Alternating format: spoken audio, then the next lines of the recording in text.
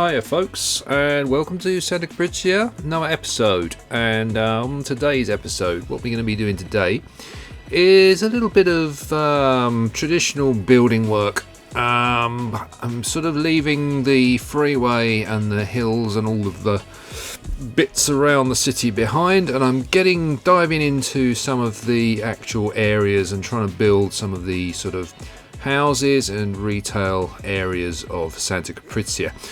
Or more accurately, the area of North Kennet, which is the kind of industrial part which I've so far built.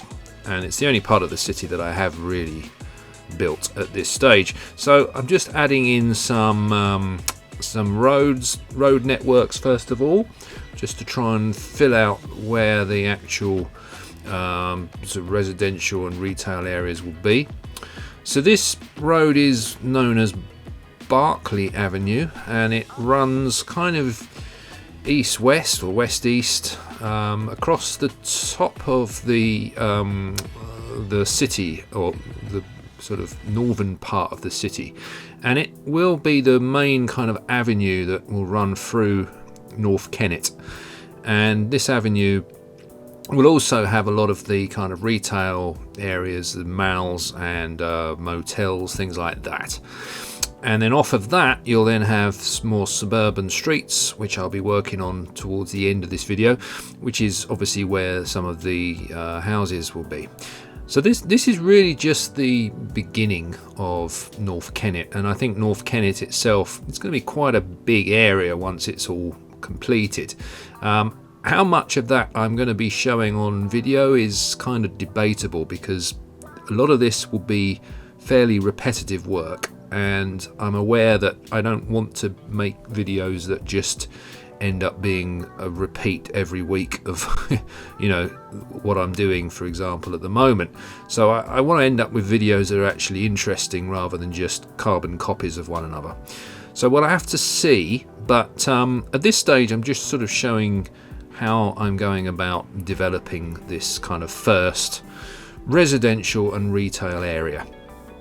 So yeah, first of all, getting these sort of roads down, tweaking them and adjusting them, getting them into some kind of logical order, really. This road is actually a national road which will carry on across the base of the mountains and probably end up in one of the more sort of northern parts of the city. And then this will come down and connect into one of the main junctions in North Kennet, which joins up with Berkeley Avenue that you can see at the top of the screen there. And I was thinking all the way along at this stage of what I'm going to be building, what am I actually going to be putting up on the side of these roads. And I knew that this area predominantly is going to be residential, but along by the avenue there, I thought, well, really, it needs to be probably some kind of retail commercial. So I started to build that first of all, and then work my way back from the avenue. That tends to be the way I work, really. I sort of do the main roads first of all, so sort of detail those up, and then work back from those, and then I end up doing the suburbs and the smaller streets, which is kind of a logical way of doing things, really. So this is just a kind of a car park that I've made in the asset editor and imported that in. It's actually, these car models are all pretty much the same. It's actually designed for a car showroom, but I ended up using it just as a kind of car park asset because it works kind of all right there. And this is just one of these sort of, I don't know what it is, sort of just a general car park for some of the retail stores and things along the avenue here.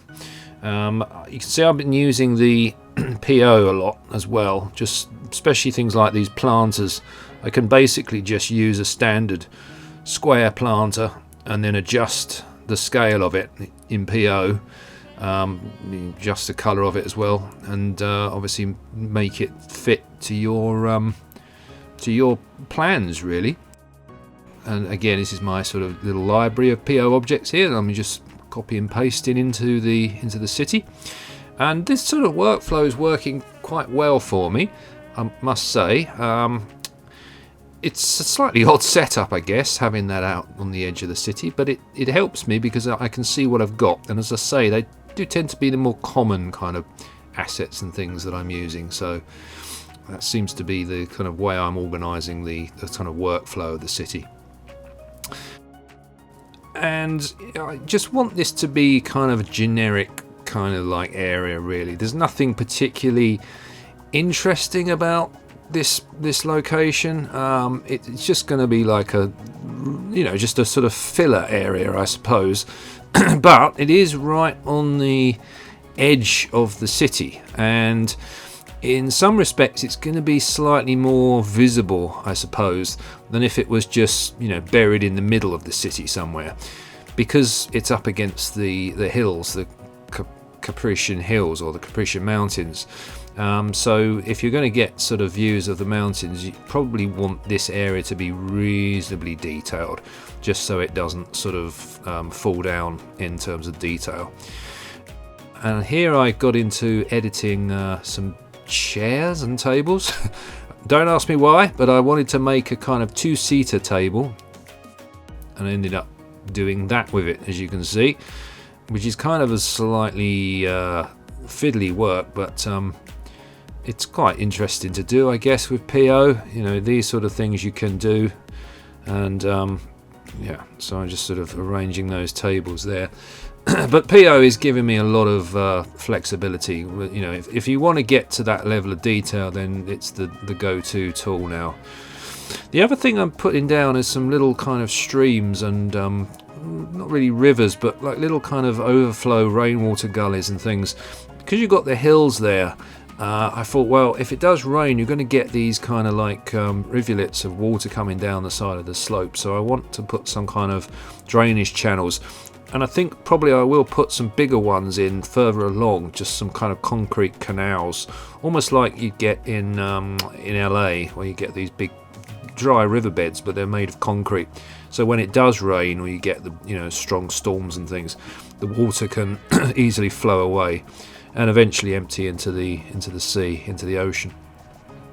So I've started putting down some little retail developments. As I say, just a sort of generic area, really. There's nothing particularly interesting about it, but it's quite interesting to design. I mean, a lot of this stuff I was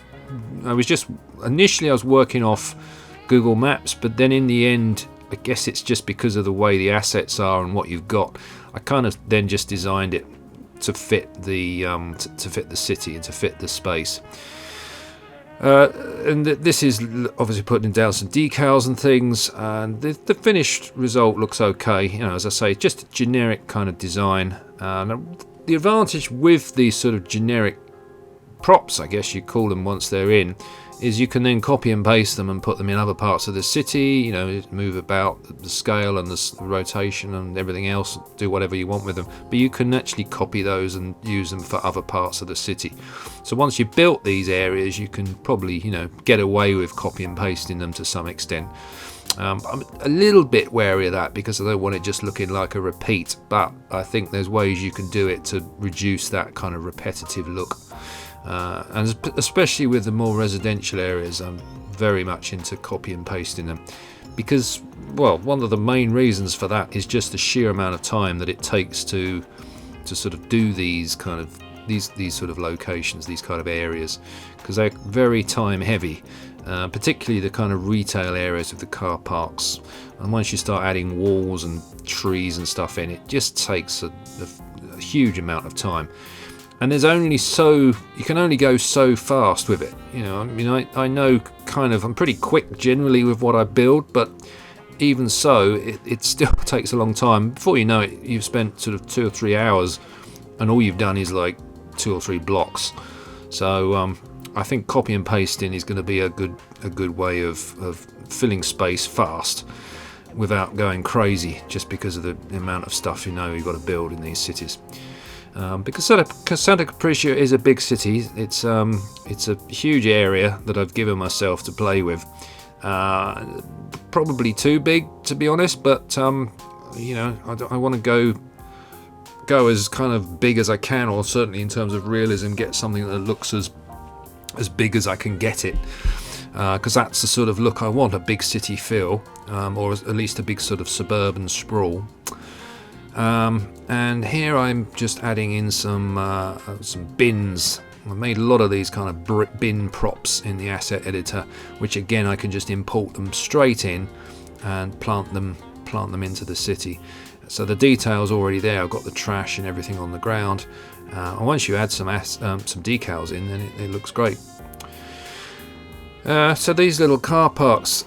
One trick I'm doing with a lot of these little car parks is to add this kind of, I think it's like a pedestrian path or just a small road that just runs onto where the car park is, so it gives the impression that the car park's joined to the main road. Before I used to just set the car park back from the main road without any kind of, didn't look like there was a physical connection. But I think it looks a lot more realistic just to have a little kind of access lane there, just so it looks like you can drive onto the car park. And these kind of decals, again, you can edit those to some extent in PO and change the size of them. I mean, there's a limit to what you can do in PO, which I'm kind of discovering. Just because I can't do some of the stuff, I'm having to hide it here, like with the bushes and things. But there's always workarounds that you've got with this. I'm particularly enjoying the grass and the plants for the city. Santa Capricia, in case you haven't noticed, is a pretty dry, arid sort of environment. The climate, I imagine, would be very much Southern California. So you probably would have a long summer, lots of sun, not that much rain. It's semi-arid or semi-desert-like almost. Certainly by the coast here, it seems to be pretty arid. So that's really the look I'm going for, just sort of scrubland and grasses and palms and things like that. It may develop a little bit more forestry once we go further inland into the mountains there, particularly the area of sort of Somerset Valley around there. I'm going to have some more fields and woodland and things like that. But generally the city is going to be pretty much as you see it here, fairly kind of dry. So what I've done there is in the PO I've changed the scale of some embankments and then tweaked them to make it look like little kind of, I don't know, you call them culverts or little kind of drainage pipes that go underneath the road. So it just gives it a little bit more detail, and it stops the drainage channels from just looking like they've been planted in there. And that actually seems to have a kind of like a almost become a functional thing rather than just a cosmetic thing. And this is a motel, so again I'm putting down lots of these sort of generic buildings. Nothing fancy, but nevertheless I'm still going for a reasonable level of detail. I mean, I haven't even got to the residential part yet, but you'll see that towards the end of the video what I do with those. And this little sort of motel I thought would probably be one of these kind of budget motels on the edge of the city. It'd probably be signposted off the interstate. You can come in and you've got a pool there, you've got everything you need. There was a big car park that I'm also going to build just above where the motel is, so easy access to drive in, and probably $30 a night or something.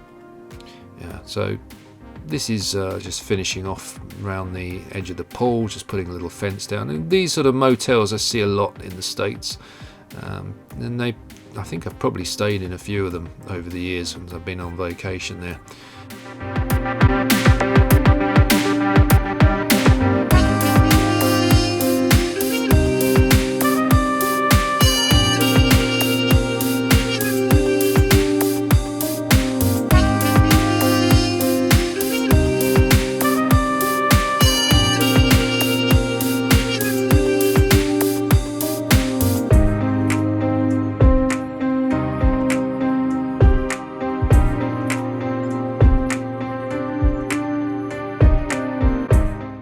And finally we're getting to the houses, the residential area, and what I'm doing is a combination of actual houses that have people in them. So in effect this will add to my population, but a lot of the houses are just PO versions of those houses, so they don't have any citizen living there. And the reason I'm doing that is, well, first of all, I can edit those houses. For example, this one I felt looked too kind of European, and I wanted it to look a little bit more Californian, so I dropped one story of it down and just sort of tweaked the elevation slightly to get the windows and things working, and suddenly it looks a lot more like a Californian home rather than a European home. So that's the first reason that I'm using PO. And the second reason is I don't want to end up with a huge population, which I would end up with if I was using actual houses in the city. And the reason for that is I don't want the city to start to grind to a halt, because I've heard stories or people mention that once you start getting a big population, you get a lot of vehicles and it can start to slow the city down. I don't know if that's true or not, and to be honest, I'm not that worried anyway. If I have a population of, say, 10,000, I'll be quite happy with that, because I think I'm still going to get enough traffic moving around for it to look realistic. And some areas I can actually use actual houses if I want to increase the apparent population. And seeing that this area probably only has about half a dozen actual houses, I still seem to get quite a lot of cars and foot traffic. So I'm not that worried that a lot of my houses are just purely props rather than real homes. Because as I say, I'm not playing this game to play the game. I'm playing this game to create a realistic looking city, or at least a city that's in my head. So I couldn't really care less if it doesn't function properly. As long as it looks like it functions properly, then that's my concern. A couple of modern houses that I wanted to just build there, and also because it's right on the edge, you're going to see them more, so I wanted to show this a little bit more detail. And I built a swimming pool in and just edited that, scaled that down in PO and tweaked it. And yeah, I just thought it's almost what you'd get on the edge of the city. You tend to get houses that have been built, fairly recently as the city expands. And because it's right on the edge there, probably the property value is quite high in a way, because it's quite close to the hills, and it's away from the main roads and so forth. So yeah, this little house I spent a long time designing, but actually it's quite interesting to do this. We're reaching the end of the video now. In fact, this has gone really quick. As usual, these videos always end up rabbiting away and then suddenly think, oh, I'm running out of time. So as always, do please subscribe and tick the like button, and I shall see you in the next episode. And the next episode, I really don't have any idea of what I'm doing. I think I might be doing a bit more actual construction work. We'll have to see. But do stay around for the cinematics, because they're quite good this week, and you'll see a lot more of this area. So do stick around for those. But until then, until next time, I bid you farewell.